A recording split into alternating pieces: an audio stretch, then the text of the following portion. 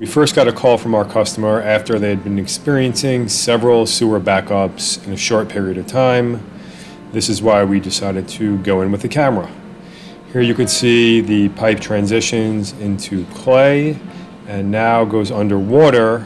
But what you'll see in a few seconds is the camera actually comes out of water, which is a strong indication of a back pitch pipe, meaning that the pipe is sloped in the wrong direction.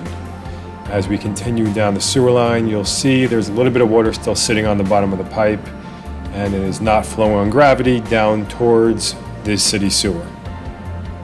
Continuing, we see the orange-red walls of the pipe, which do indicate this is all clay pipe. On the bottom of the pipe there, we see a little section was missing. Nothing terrible. Hop over another joint, continue in about 20 feet out towards the street, and then we start to see some sludge and debris. You can see the camera is actually now pushing the sludge and hitting some form of obstruction. Now the interesting part about this sewer line is you'll see on the right side of the sewer line that the neighbor's pipe actually ties into his pipe. You'll see the opening right there on the top of your screen. The neighboring building actually ties in, and they have a shared sewer line that then goes directly out to the street. After continuing our investigation, we spoke with the neighbor who determined he had been experiencing backups of his sewer line at the same time as our customer, which was not a surprise.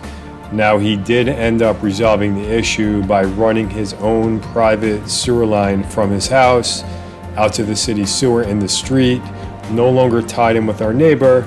Now the problem is you could see at the bottom of the pipe where it drops, our customer is still experiencing backups.